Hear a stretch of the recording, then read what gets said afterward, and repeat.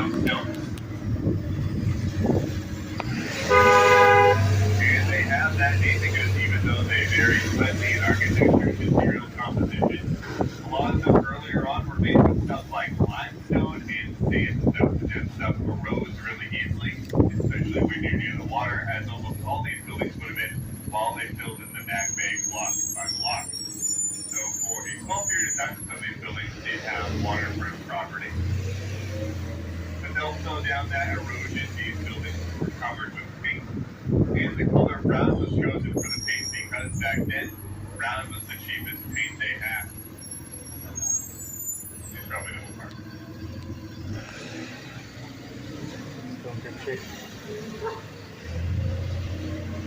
Nothing super cheap about this area anymore, though. If you tried to purchase an entire brownstone for yourself, it costs you about $8 to $10 million.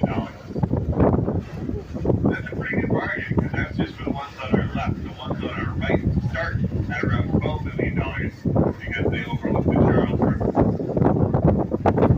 One thing not included with your multi-million-dollar brownstone purchase will be private parking. All the parking to our left and right by permit or by meter, and as you saw the guy who just stopped in the middle of the road, people love to double park here on Vegan Street. There is some private parking. It's behind these brownstones over here on our left in the public alleyway they used to serve as like the service entrance, food deliveries. That's a completely separate purchase. Just because you bought a brownstone with a parking spot doesn't necessarily mean that you bought the parking spot.